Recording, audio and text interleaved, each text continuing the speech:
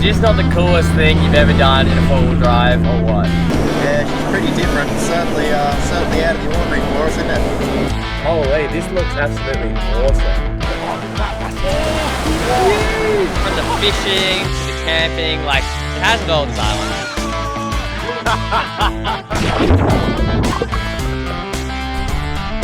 Yeah, that's a big one. Let's go! Join us on an adventure of a lifetime as we show you how we do Fraser Island. Alright, so we're just about to jump onto Inskip Point. We're all keen as mustard to get on the barge and over to Fraser, but first we've got to air down so we don't end up on a YouTube channel bogged on the Inskip Point. So normally when it comes to airing down tyres, you guys know I use like a pocket knife and a pressure gauge, and it ends up taking ages and it's a really slow process. So this time I've come prepared. I'm actually going to be using the iCheck TPMS automatic tyre deflators. Now the great thing about these is that they're pretty much set and forget. So you can set the pressure on them, your desired pressure, as accurate as you like, stick them on the tyre and walk away and they'll deflate automatically and then click off. So I'm really keen to test them out, so let's start deflating. So for me, I'm going to start with 20 PSI. I've actually had a little bit of rain, so the sand's quite firm and I just want to sort of suss it. Go 20, can always go lower. So got them on 20. It's literally as easy as take your old cap off, and when you start screwing this one on, you'll hear the air start to rush out, and then you can pretty much just walk away and let it do its thing. So, and then while that one's going, we can go put the other ones on. Another great thing you'll notice about these is how little they are. Like, normally you've got to carry around a pressure gauge and all this other stuff. This is like a tiny little box that they come in, and yeah, it's just really easy to just keep on the dash of your car. That's what I do. So, and as you can see there, it automatically shuts off, and now we're down to our desired 20 PSI. That's about the quickest I've ever aired down my 35-inch tyres, and now we're ready to go jump on the island. Now, to get your car on Fraser Island, you need to catch a barge. We're taking the Manta Ray barge, which departs from Inskip Point. It's the cheapest and quickest way to get on the island. Inskip Point can be known to be a bit soft and boggy, but with your tyres aired down, you shouldn't have any issues. We're doing it. I can't believe we're doing it. We're actually going to Fraser. Halfway to Fraser. Yeah. This is the first time I've been overseas.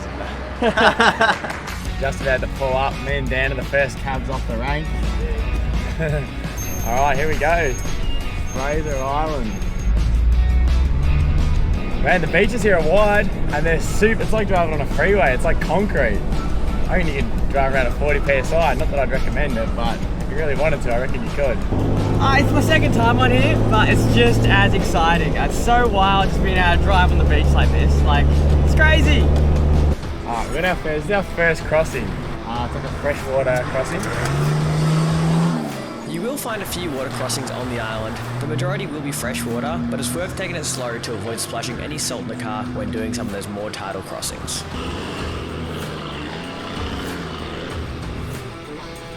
Alright boys, we're on Fraser. We're on the east coast, heading up the beach. How are you guys liking the sand driving? Yeah, it's bloody awesome. It's actually super hard, so no issues getting along. Because we've got low tide, we've got plenty of room away from the nasty salt water, so yeah, it's wicked.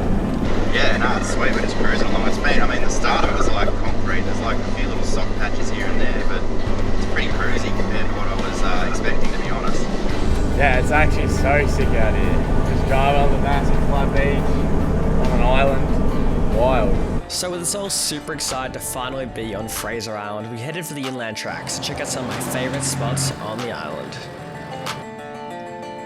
There's over 100 kilometres of inland tracks on the island, and while they can be a lot slower going than on the beach, they lead to some of the most pristine parts of the island. Oh my god, I forgot how blue that really was. It feels like you're walking into a heated pool or a wave pool at like Wet n Wild or something. Yeah. And it's weird because it's sand, right? But it's fresh water. Yeah, true. Yeah, not salty.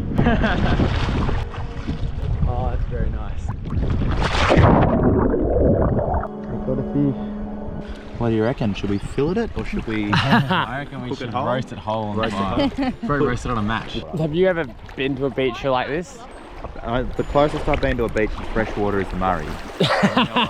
Sand course, it's like Bro. halfway between a sand and a rock. Yeah. And the water is, yeah, half two-stroke and algae and poo.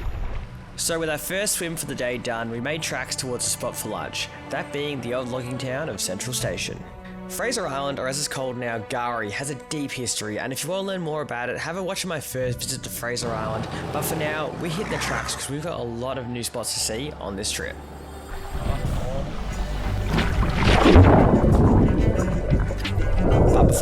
that, I had to show the boys some of the bluest water I've ever seen. The clearest water you've been in, Liam?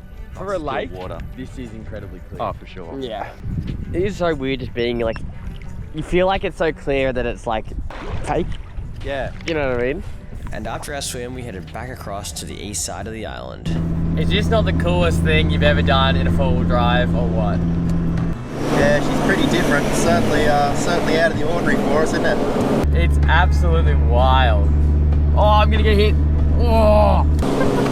Keep her out of the ocean, mate. I know you reckon the 80's a boat, but come on. It's just so cool being able to drive down a beach like this. It's literally like a highway. It's crazy. I reckon it's weird too, the fact that it's like, we used to, the beach that I have been on, they're all like, you know, just kind of short. This is just like a massive, like, tens of kilometers long stretch of beach. You just hit along. It's so alien to us. So with the lights slowly fading, we made our way towards camp for the night. Dan's masterclass. How to cook snags with Dan. This is be Dan's cooking masterclass. Dan's cooking master. First, make fire. Fire hot. Put pan on fire. Put meat on pan. Open beer. Actually, when we were at Lake Mackenzie today, there was this, you notice there was like an American family on there? And they were like talking about American stuff. And as I was walking back, I heard one of the ladies say, I researched that they eat kangaroos on the island. They were talking about dingoes or something. I was like, I don't think there are any kangaroos on the island. No. Tell you what, after a big day on the tracks, you know, sitting down for a feed. Doesn't get any better than that, eh, Graham? He said it. I'm glad I got a big jar of pickles. Everyone knows that any good burger needs pickles. What do you got there, Dan? Fancy new salt. Safe salt. The fella at the show was nice enough to give us a sample of. So. Safe from geoengineering and cake additives. Yeah, it's not full of assorted other crap apparently, so. It doesn't expire either. It doesn't expire. He said, his words were, if you don't use it, you can give it to your grandkids and it'll still be good. Oh, wow. Nice. Look at that. Thanks, Dan. Real good bush tucker. Now I get to rate it on a scale of... Yeah, I poured my heart and soul into that, alright? Yeah. Maximum effort was made. Go on, say it. I can taste the salt.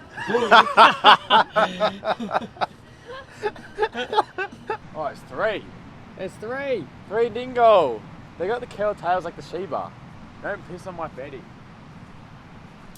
Waking up on the island has a usual routine. Cook a greasy breakfast, fix what you broke on the car the day before, and pack up and hit the road. Today's first stop is just outside of camp at the Maheno Shipwreck. This is always a really cool spot to check out, but it's usually packed full of tourists, and well, today was no exception. That is wild. So to escape the crowds, we headed north, with a plan to camp at Sandy Cape, the most northern tip of Fraser Island. But between us and our camp, there were still many obstacles to conquer. When driving in soft sand, it's all about wheel speed and momentum. Luckily, the boys aren't afraid to put the foot down, and they got through no worries.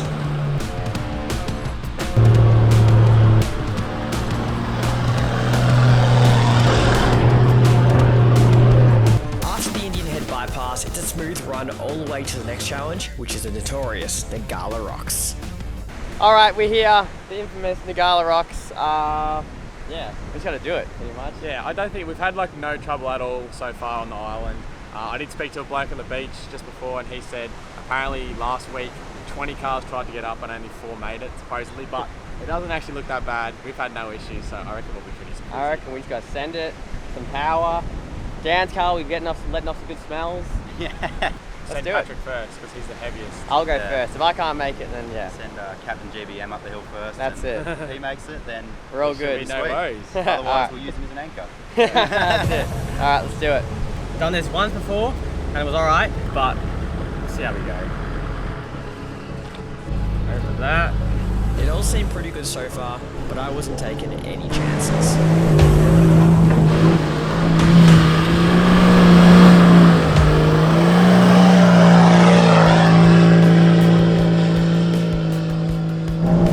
easy. Nagala Rocks, eh? Let's do it. Through the narrow rock, the iconic spot.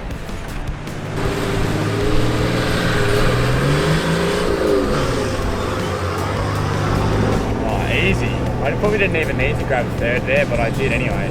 Oh, I think we picked a good day for it.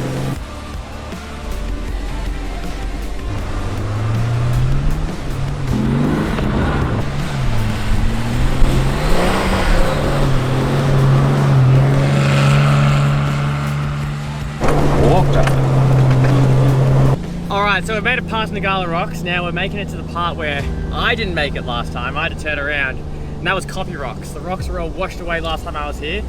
So let's hope they're better this time around, eh? Scattered along the beaches are these outcrops of soft, dark brown rocks known as coffee rock. They're essentially just made up of sand grains cemented together by organic matter, which is just dead plants. Coffee rock is a remnant of a time when the land once stretched further to sea, and the currently exposed coffee rock was further inland and part of the sand mass soil layers. Over years of erosion, these coffee rocks became visible on the beach, with ruts and holes slowly forming in the rocks. And that's what we have to navigate around today.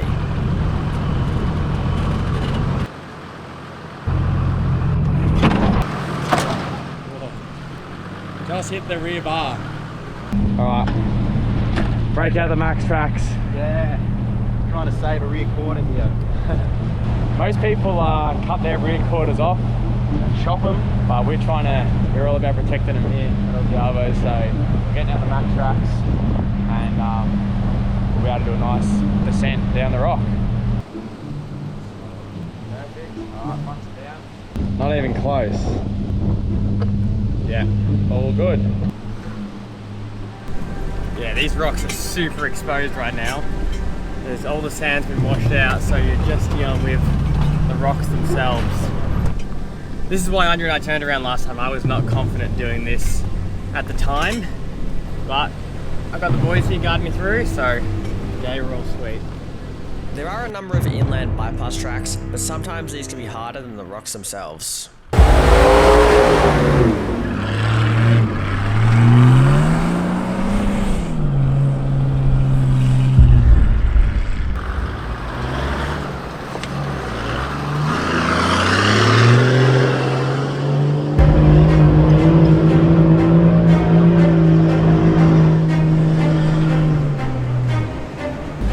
That's all the obstacles behind us. I think for now, let's just bang it up to the Cape, boys. Yeah, let's do it. I'm keen. Yeah, keen as. I want to see Liam get a line in the water and see what we can reel in out here.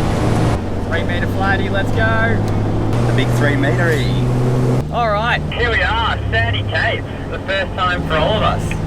Yeah, I wasn't sure whether we'd get around to it, but all the conditions were right, so yeah, here we are. Yeah, I'm just happy we got up here so early. There's more than a metre between us and the salt water. Yeah, there's plenty of room to get around, that's for sure. Here's your fishing spot, Liam. Yeah, the floody hole. And how's the dunes? Up to the left, that's pretty cool. well, we've got plenty of room on low tide. Yeah, so is this where it comes right up against the dunes? Yeah, it pretty much becomes impassable. Look at the water already, how calm it's becoming though, Liam. Yeah, it's heaps nicer. It's wild, the difference as soon as you get around that point, hey? So this is our camping up on the left. Yeah, man. So with an epic camp spot picked out, we had the whole afternoon free to fish. Alright, so up here on the Sandy Cape and oh, look at that, massive. Oh! Huge! So if I get onto a fish like that, dude, that's like... We got interrupted by a massive, I think it was a massive tailor, which is actually one of the big fish I'm looking for up here. But yeah, the fishing up here is meant to be awesome, and we've got the surf rod as well, but I'm just flicking lures in a minute. But yeah, I'm so excited to see what sort of fish we can get onto up here, so it's such an awesome spot. And the water's like crystal clear. Being up at Sandy Cape was like nowhere we'd ever been before. The water was teeming with life and with species we had never seen before. Massive schools of fish swimming by. It was truly a whole new experience. I didn't know you fished, Dan. Oh yeah, muck around a little bit. I've never fished in the tropics before, so I thought I'd just bring the same rig we use on the beaches at home. I assume the fish here like the same taste. We're going to launch it further than Liam, and therefore we're going to catch bigger fish. That's the theory on that. We're going to go full Happy Gilmore with the surf rod cast. Do the running fling, otherwise it doesn't work. Alright, so because we're in Queensland, you can actually use cast nets up here, and because we're doing fishing, we do need bait. So I've never used a cast net before, but I've been informed on sort of how to use it. So we're just gonna, do a few practice throws and see if we can get ourselves some live bait. I've seen heaps of fish swimming around in the shallow. So yeah, we're just gonna see what we can do. He's on, he's on. Only had to hook in the water for about 3 minutes, so that's alright. Oh, nice. Better than nothing. Hey, hey. Apparently Liam says it's a swallowfin dart. I'm calling it a shiny Fraser Island fish. From Victoria, I have no idea what this is, but he's going back. And it wasn't long after that until the fish really got on the bite.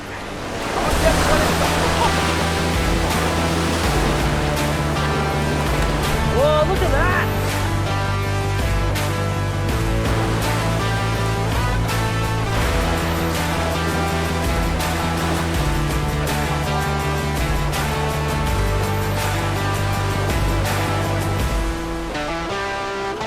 Swallowtail brim, or dart, yeah.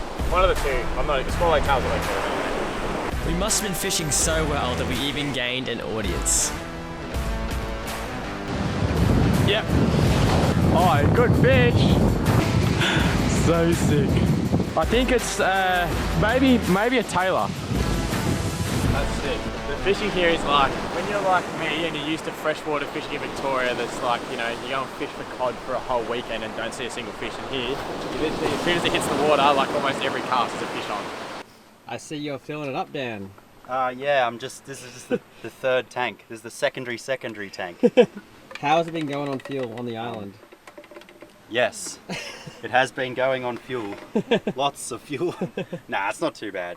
The thing with this is, like, on petrol it'll do like 20, 22 litres to the 100 on the highway. Like, as soon as you put it in low range or go off-road, it's like double that. Yeah. It's not too bad though, really. Like, it's... Nah. Don't let it stop you from going to Fraser Island. No, exactly. Just bring a jerry can. Like, there's servos on the island. Yeah. It's not like... Yeah. It's not like there's no fuel here. You just sort of got to plan around it a bit more, I guess. Yeah. So Dan was just saying how he thinks the sun here isn't as harsh. Yeah, I burn, other than, I wear overalls all day, yeah? Yeah. So the parts of me, even then I'm wearing t-shirts, so like this part of my arms doesn't really burn that much. Yeah. Everything else does pretty much. If we go to the Murray for a weekend, I'm normally a lobster by the time we come home, even if I am putting sunscreen on. So, I don't know, I'm not getting as burnt as I am at home. Yeah, It's so weird. what I heard from my mates is that because we're down in Melbourne, apparently the ozone layer there has a massive hole in it because of all of the, carbon emissions or whatever. So the UV down there is higher because you don't have that layer of protection, whereas up here, you're that much further north, you've still got ozone layer. So even though the sun's out, the UV isn't as bad. It doesn't have the bite. Yeah, exactly. The sun, it's hot, Yeah. it doesn't have that bite where like in Melbourne, if it's like a sunny day, the sun is like, it almost hurts. Like you got to get out of it. Like, that exactly. sun's got a bit of bite. The Whereas sun up is here, it's just warm. Yeah. Yeah, it's weird. So, How have you two enjoyed Queensland camping? Just like, I think the main difference is literally driving on a beach. Yeah, Like, exactly that is the right. main, I mean, I'm sure there's a lot more the inland to camping do. isn't that much different. Nah, inland It's just the fact that you can camp on the beach. Yeah, it's literally just you can drive up the beach, camp on the beach. Like, this is crazy. Like, this just still seems like, we're not allowed to be here, surely. Like, Yeah. you know, you just can't do this. You missed out, Liam. Dan refilled his patrol up here. Oh yeah, I put the reserve tank in. Oh, you don't? Yeah. Nice. 20 litres, what does that get you? An extra 50 Ks? Oh, that'd be nice. On the island. So we chilled out and got ready for dusk for some nighttime fishing. Well, I don't know where it went, but it's out there somewhere.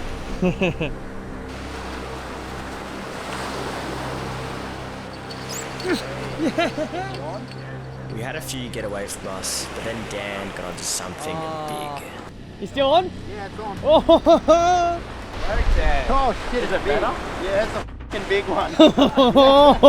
let's go! Let's go! Oh yeah, look at the bend in the line. Hey, look at the curve on it, Liam. Look at it go, man. Look at it go. I really... No! Frick. Did it break? Yeah. Oh, it probably was like a shark. Oh, Don't you hate that? oh That was whatever that that was. Yeah. That was big. If it was a shark, yeah. So the sharks, it's actually their gills that cut the line. Yeah. And the camera's not going to pick up on it, but if you run your hand down it, you can feel like anywhere before where it was tied off, it'll be all like sharp edges, like frayed. Right. I reckon shark. Damn. Wow, wild. Oh yeah, Feel that? that's a shooter. Yeah. I think it realised it had a hook in it and it was just like, oh, I'm going this way now, see ya. Yeah, literally. yeah. Just enough excitement to throw some more bait in the water, I I reckon. know, right? So we left the rods in the water while we prepared some dinner. Liam, what are we cooking? This is Dan's al dente pasta. What is it? Ravioli? No. Ravioli, yeah. And We're cooking ravioli. I'm going to chuck some top tier pasta sauce in to make bolognese. Is this because we didn't catch the shark, or? Yeah, Liam didn't catch us a shark what to do you eat. mean I didn't? You broke Hey, off I got the closer line. than you did, buddy. I think I landed more fish than you today. Oh, what's more important, more fish or the bigger fish? He's all tuckered out, the young fella. Caught a lot of fish today, and yep, it's gone 9 eyes. It's funny because like 3 minutes ago we were debating how to get the sand off your feet and legs before you get in the swag, and I don't think the swag's going to be a problem now because he's just fallen asleep in the chair. So now, what should we do? Should we put a stake under him? Yeah. Yeah, dingo. This is one of them weird light rocks that happens to only exist here. How many points do I get if I get it in his mouth? Oh.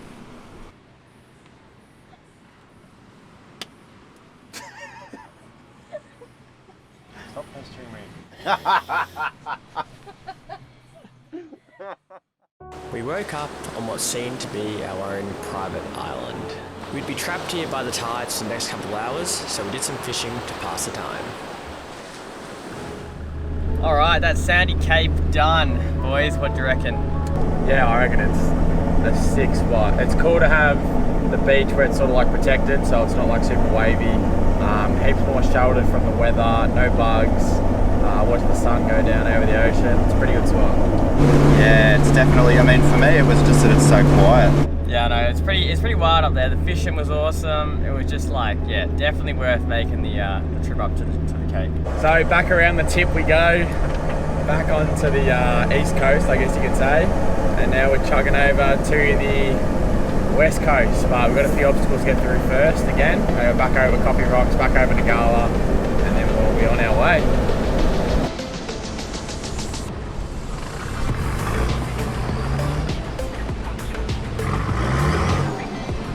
Quite greasy and slippery, this Coffee Rock stuff.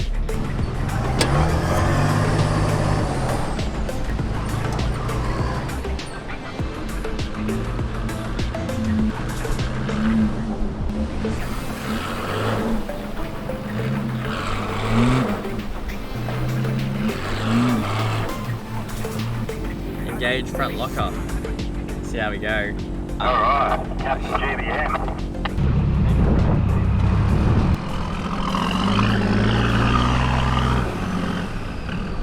Oh, the cheats aren't good enough.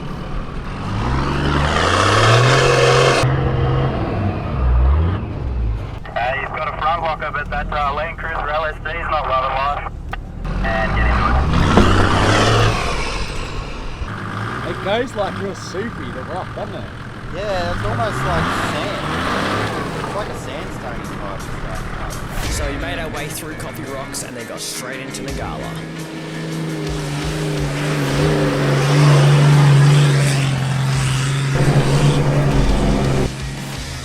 Yeah, there you go, that was pretty easy.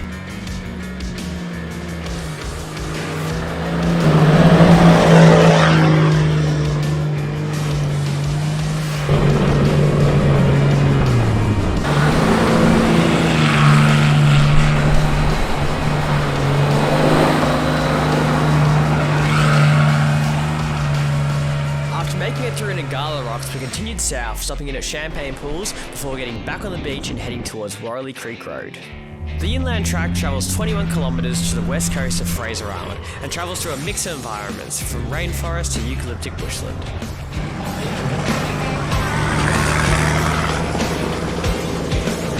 Dude, this is a real suspension test of this track.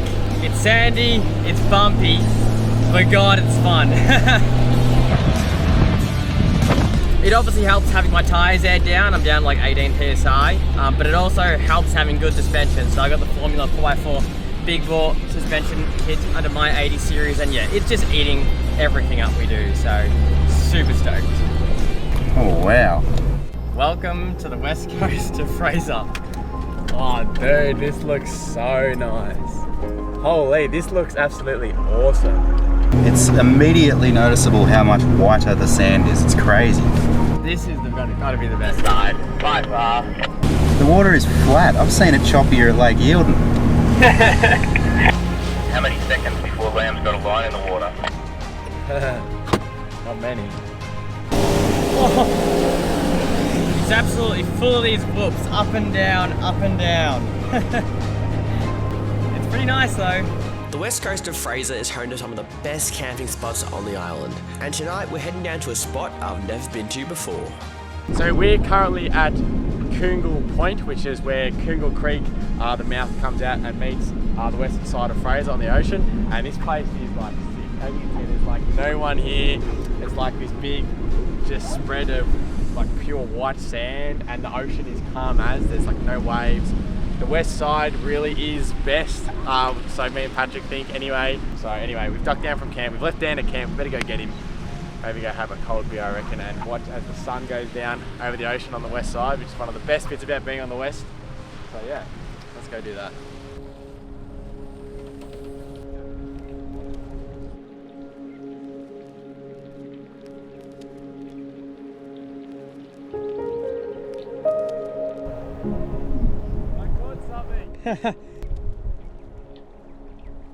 So we've taken fishing into the 21st century.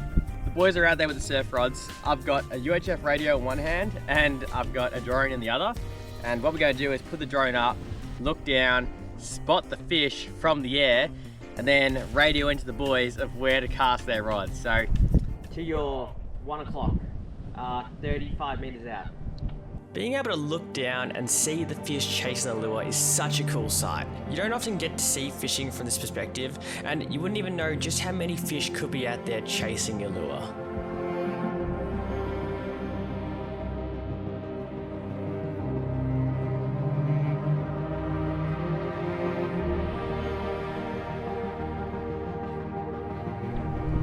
A cast on video, that one's one of my bets.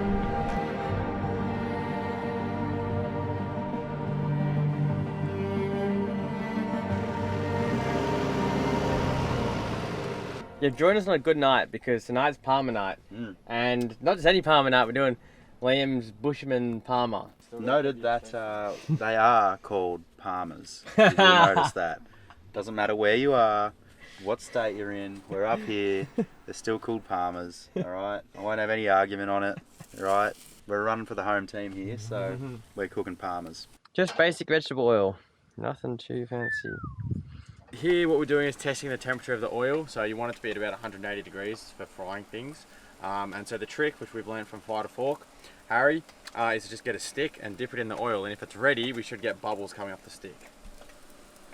Yep, that's ready. Wow. So that's ready to fry. Alright, let's do it. I did not know And be that very was- careful dropping them in. Oh! Did it get you? No, that's alright. That was a little intense. Yeah, where are my welding gloves? I was gonna hang on. It's alright, you've cooled it down now. The pot's already cold. It's like his first day at Mapping. It's like my first day at the fish and chip shop. Yeah. I have no idea how to do this. Load Is it, are you cooking the whole bag here? Yeah, Oh my why God. not? Why not? What are you feeding the family? Oh, this is gonna be good, guys. Oh my god, that's Jesus, Patrick. We ordered $10 worth of chips. Minor setbacks. Does this often happen at the pub? You get this on Palmer night. I've been there when it's run out of LPG. I've been there multiple times where the pub has lost power during a power outage. Was there when they were out everyone of just sits there and gas? eats in the dark. There you go. That's commitment. Alright, so just about to turn our schnitzels into Palmers, Bushman's Palmers to be specific, and you're probably thinking what on earth is a Bushman's Palmer? Well, I don't exactly know the origins, but who knows, it could have formed in St Andrews itself. So, a Bushman's Palmer essentially consists of your schnitzel, your tomato sauce or paste in this case, and then followed by bacon, caramelized onion, and cheese, and the final ingredient, barbecue sauce on top. We're going to start with our tomato paste, and then we've prepared some other stuff over there, and we're just going to add it all up. Are you really in the bush if you don't have bacon? Exactly right, it's a bushman's parma. Is it traditional to use sliced cheese? You know what? I think it is, because when you go to a parma and I look at how the cheese is on top, I don't think that's the effect created from grated cheese. Ooh. And then, obviously, to get this to melt. Yes. Look at this. Oh, wow. The latest heat in still on that? technology. Yeah, just. I'll bump it up a touch. That's all right. And then hopefully, with any luck, if I haven't, there is a little bit of a hole there, but we should get It's some. got aluminium foil. Liam actually unfolded this. He had made a lovely hat out of it, but we decided we'd use it today for cooking. Oh, look at these. That's bloody good. Proper bushman's right there. Now, the last little ingredient is, of course, the barbecue sauce. Then we'll shove our foil back over the top and finish these things off. That is bulk chips. Yeah. So then we'll bottle this oil back up, put it back in Liam's car for the next deep frying session. Got to make sure you let it cool all the way first, because I definitely put it in too early and the whole bottle shrinks. He says he's putting it back in the bottle to put for the next cooking segment. He's really tipping it straight into that little gem in the front of his Land Cruiser here. That's just the daily top up. Hey, this is going to get me home. Fills it back with cooking oil. Alright, salt them up, Dan. Salt them up. Salt them up. We've got the flashy new salt that a follower of the channel was kind enough to give us at the four-wheel drive show. Ain't just any salt, it's safe salt. It's safe salt, yeah. Straight from the Himalayan mountains of Pakistan, I believe. That's it. We've been using it the last few nights, and yeah, it's one of them little things that we've picked up along the way. Seems to work pretty well, and it saved us grabbing any more for the trip, I suppose. Yeah. So let's get into it. No shortage of salt. Yeah, it's like when you go to KFC and you say extra salt on the chips, you know. You can be our #1 tosser. There you go. No. Oh, look at him go. He's got the flick and sort of everything. scared Pat. to- All right, chip taxing. Chip tax. Pretty good. Enough salt. It's good for you. Well, this is safe salt. Well, that's it. There's nothing but salt in this, so Here we go. nice. My Get into it. Bushman's parma. No refunds if it's pink in the Thank middle. you, Dan. We've got an adequate amount of chips. Salted to Bushman's parma. Look at that, all the layers. Tastes like home. You've got vegetables. Potato is a vegetable. You've got onions, important in a healthy diet.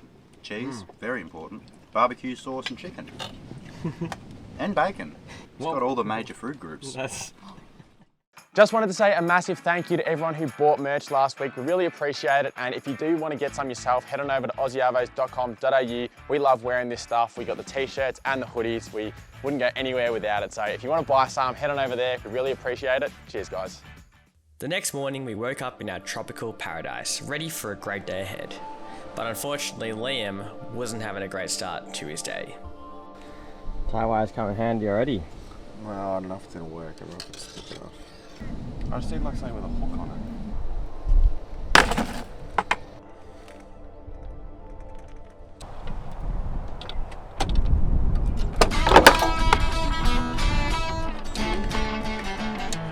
Got him. So with the door unlocked, we cooked up a good brekkie, ready for our final big full day on the tracks. And heading back up the west coast, we gave our suspension a good workout on some of the big whoops that run up along the beach.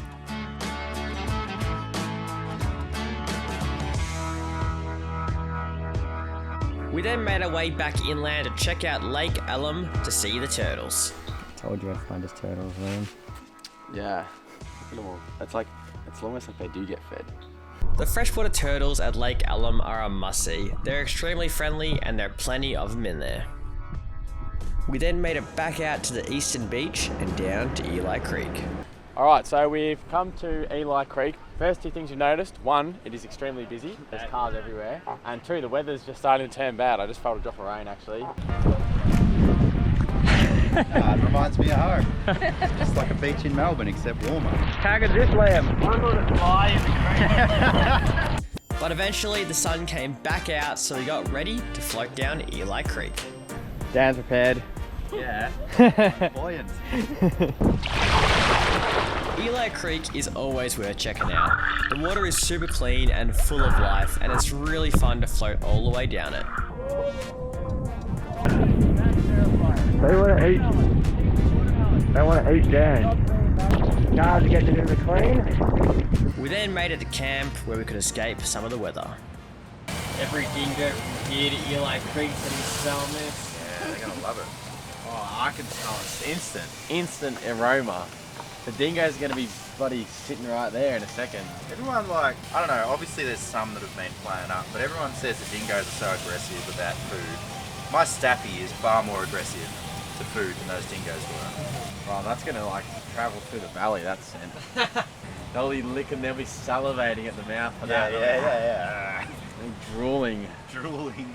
You know what goes good on lamb chops? Ah, Salt. yes. Tell you what, doesn't get much better than this. After a long day of driving at 40 psi on the sand, doesn't get much better than that. What?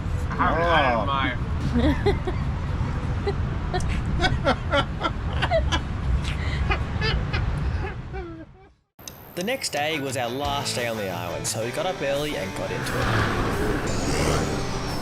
Today we'll be heading all the way down to the southern end of the island to catch the barge, but first Dan had an exciting moment to celebrate. It's changing as I do a creek crossing on a beach. We've done it. It's clicked 400,000. Congratulations, Dan. Dan, those are rookie numbers, come on. Might even have to stop and buy her a tank of 98 on the way home. Give it a little birthday present. You know what, the one thing I've been thinking about as well, like obviously you don't want to drive in the water, the salt water, because that's going to spray crap all over your car, but even just driving on the beach, you got to think about it, where you're driving on the beach, even when you're up, high tide was up at this level 4 hours ago. So all of this sand, even though it's not, you know, underwater, has all been doused in salt water for multiple hours. So even as you're driving, you're just flicking up salt moisture all under your car anyway. So honestly, yeah, dodge the water, but at the same time, I feel like you've peppered your car in salt water anyway. So I don't know, much and much. The main thing is, regardless, give your car a good clean when you get off the island. That's the only thing that's really going to save you. So after making it around Hook Point, we're ready to get off the island and onto the Manta Ray barge. And lucky because the weather was really starting to turn. Alright, so we just got off the barge, we're back on mainland, all the cars made it, so no complaints here. Yeah, smooth sailing. And what were you saying, Dan? Like, none of us even had a single drama getting stuck in sand or having to pull anyone out or do anything like that. I think we pulled out the max tracks once, and that was literally just to get off a steep incline. Yeah. So damage his car. Bought all a bit of recovery gear thinking, oh, you know, sand, surely someone's going to have trouble somewhere, like they might have to help each other out, which was, I guess the advantage of having 3 cars. But yeah, been pretty cruisy, really. It's been awesome. And we saw so much of the island. Within the 4 days, we pretty much went everywhere. From the fishing to the camping, like, it has it all, this island. Like, you see why people come here. You see why there's that many people jumping on the barge right now. It's because it is really awesome. I think we really, I mean, probably due to Paddy having been here before and I guess being the tour guide, like Liam said, but we covered so much of the island in such a short amount of time. So I guess if you plan everything out, you can really cover a heap of it. Like I just looked at the dash before. We've done about 350 Ks since we got on the island. Yeah. Which is pretty impressive considering it's not that big of an island. Nah, yeah, exactly. So anyway, Dan's got to head all the way back to Melbourne now, so he's got to get going. Liam and I are lucky enough that we get to stay up here for a few more weeks. So we're going to check out some more inland places and some other stuff in Queensland and North New South Wales. So get subscribed to see all that. But yeah, that's the end of our Fraser Island trip. Hope you guys enjoyed, and we'll catch you all in the next one.